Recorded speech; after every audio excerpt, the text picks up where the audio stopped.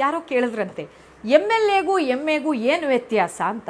BJ ಎಷ್ಟು ಅದ್ಭುತವಾಗಿ ಹೇಳ್ತಾರೆ ಅಂದರೆ, MA ನಿಂತಲ್ಲೇ ಮೇಯುತ್ತೆ, MLA ಊರೆಲ್ಲ ಓಡಾಡ್ಕೊಂಡು ಮೇಯ್ತಾರೆ ಬಿಡಯ್ಯ ಅಂದ್ರಂತೆ. ಇದು ಮೇಯ್ಯವ್ರಿಗೆ ಮಾತ್ರ ಅಪ್ಲಿಕಬಲು, ಬೇರೆಯವ್ರಿಗೆಲ್ಲ ಬೇಜಾರು ಮಾಡ್ಕೊಳ್ತೀವಿ. ನೀವು ಖುಷಿ ಪಟ್ಟಿದ್ದಕ್ಕೆ ನಿಮ್ಗೆ ಇನ್ನೊಂದು ಪ್ರಸಂಗ ಹೇಳಬೇಕು ಅನಿಸುತ್ತೆ. ಒಬ್ಬ ಮಂತ್ರಿಗಳು ಅವರ ಹೆಂಡತಿಯ ನೆಕ್ಲೆಸ್ ಕಳೆದೋಯ್ತು, ಅದು ಡೈಮಂಡ್ ನೆಕ್ಲೆಸ್ ರೀ. ಸರಿ, ಅಲ್ಲಿಂದ ಮಂತ್ರಿಗಳ ಹೆಂಡತಿ ಅಂದರೆ ಕೇಳಬೇಕಾ? ಮಂತ್ರಿಗಳೇ ಹೆಂಡತಿ ಮಾತು ಕೇಳ್ತಾರೆ, ಅಂದಮೇಲೆ ಬೇರೆಯವ್ರು ಕೇಳದೆ ಇರೋಕ್ಕಾಗತ್ತಾ? ಸರಿ, ಪೊಲೀಸ್ನವ್ರಿಗೆ ಕಮಿಷನರ್ಗೆಲ್ಲ ವಿಷಯ ಹೋಯಿತು. ಸರಿ, ಸಾಯಂಕಾಲ ಬೆಳಗ್ಗೆ 9 ಗಂಟೆಗೆ ಗೊತ್ತಾಯಿತು. ಸಾಯಂಕಾಲ 5 ಗಂಟೆ ಹೊತ್ತಿಗೆ ಪೊಲೀಸ್ ಕಮಿಷನರ್ಗೆ ಫೋನ್ ಬಂತು. ಏನಂತ?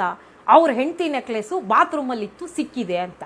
ಅವ್ರೇನು ಮಾಡಿದ್ರು, ಪಾಪ ಸಂಬಂಧಪಟ್ಟ ಇನ್ಸ್ಪೆಕ್ಟ್ರಿಗೆ ತಿಳಿಸ್ಬಿಡೋಣ, ಏರಿಯಾ ಇನ್ಸ್ಪೆಕ್ಟ್ರಿಗೆ ಅಂತ ಫೋನ್ ಮಾಡಿದ್ರು. ಸಾರ್, ಎಸ್ ಸಾರ್, ಸಾರ್ ಏನು ಸರ್ ಹಿಂಗಂತಿದ್ದೀರಾ? ನಾನು ಆಲ್ರೆಡಿ 5 ಜನನ ಈಗ ಅರೆಸ್ಟ್ ಮಾಡಿದ್ದೀನಿ ಸರ್, ಅದರಲ್ಲಿ 4 ಜನ ನಾವೇ ಕದ್ದಿರೋದು ಅಂತ ಒಪ್ಕೊಂಡಿದ್ದಾರೆ ಸಾರ್ ಅಂದ್ರಂತ ಇನ್ಸ್ಪೆಕ್ಟರ್. ಹಿಂಗೂ ನಮ್ಮ ವ್ಯವಸ್ಥೆಯಲ್ಲಿ ನಡೀತಾ ಇರುತ್ತೆ. ಇದೆಲ್ಲ ಏನು ಮಾಡೋಕ್ಕಾಗಲ್ಲ ರೀ. ನಾವು ವ್ಯವಸ್ಥೆ ಅಂತ ಮಾತಾಡಿದಾಗ ನೋಡಿ, ಆಸ್ಟ್ರೇಲಿಯಾದಲ್ಲಿ ಒಂದು ಪಾರ್ಟಿ ಗೆಲ್ತು, ಆದರೆ ಆ ಪಾರ್ಟಿ ಅಧಿಕಾರಕ್ಕೆ ಬರಬೇಕಾದ್ರೆ 3 ಜನ ಪಕ್ಷೇತರ ಅಭ್ಯರ್ಥಿಗಳಂದರೆ ಇಂಡಿಪೆಂಡೆಂಟ್ ಕ್ಯಾಂಡಿಡೇಟ್ ಸಪೋರ್ಟ್ ಬೇಕಾಗಿತ್ತು.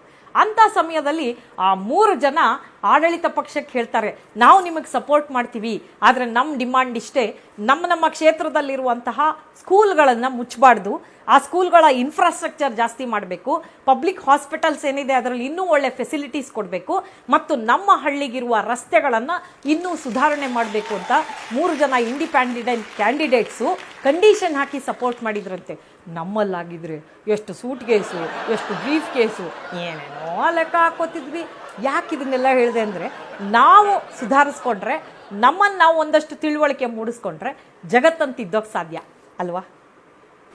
ಬಹಳ ಮಕ್ಕಳುಗಳು SLC PUC ಈ ಥರ ರಿಸಲ್ಟ್ಸ್ ಬಂದಾಗ ಕಡಿಮೆ ಮಾರ್ಕ್ಸ್ ಬಂದರೆ ಸೂಸೈಡ್ ಮಾಡ್ಕೊಳ್ಳೋದು, ಮನೆ ಬಿಟ್ಟು ಹೋಗೋದು, ಡಿಪ್ರೆಷನ್ಗೆ ಹೋಗೋದೆಲ್ಲ ಮಾಡ್ತೀರಪ್ಪ. ದಯವಿಟ್ಟು ಅದು ಮಾಡಬೇಡಿ. ನೋಡಿ, ನಮ್ಮ ರಾಜಕಾರಣಿಗಳು ಕೋಟ್ಯಾಂತರ ರೂಪಾಯಿ ಖರ್ಚು ಮಾಡಿ ಎಲೆಕ್ಷನ್ನಿಗೆ ನಿಲ್ತಾರೆ, ಪಾಪ ಸೋಲ್ತಾರೆ.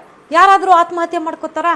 ಹಿಂಗೆ ಒಂದಿನ ಹೇಳಿದೆ ರೀ, ಒಂದು ಹುಡುಗ ಎದ್ದು ನಿಂತ್ಕೊಂಡು, ಆಂಟೆ ಅವ್ರಿಗೆ ಆತ್ಮ ಇದ್ರಲ್ವ ಹತ್ಯೆ ಮಾಡ್ಕೊಳ್ಳೋಕ್ಕೆ ಅಂದ್ಬಿಟ್ಟು ಆ ಪುಣ್ಯಾತ್ಮ. ಆದರೂ ಆತ್ಮಹತ್ಯೆ ಮಹಾಪಾಪ. ಜೀವನನ ಎದುರಿಸ್ಬೇಕು, ಗೆಲ್ಲಬೇಕು, ಆ ಪ್ರಯತ್ನ ಮಾಡಿ. ಒಂದು ಕಾರ್ ಶೋರೂಮಿನ ಉದ್ಘಾಟನೆ ಮಂತ್ರಿಗಳನ್ನು ಕರೆದಿದ್ರು. ಸರಿ, ಮಂತ್ರಿಗಳು ಬಂದರು, ಟೇಪ್ ಕಟ್ ಮಾಡಿದ್ರು. ಆಮೇಲೆ ಆ ಶೋರೂಮ್ ಓನರು ಸರ್ ಅಂತ ಒಂದು ಕೀ ಕೊಡಕ್ಕೆ ಬಂದರು.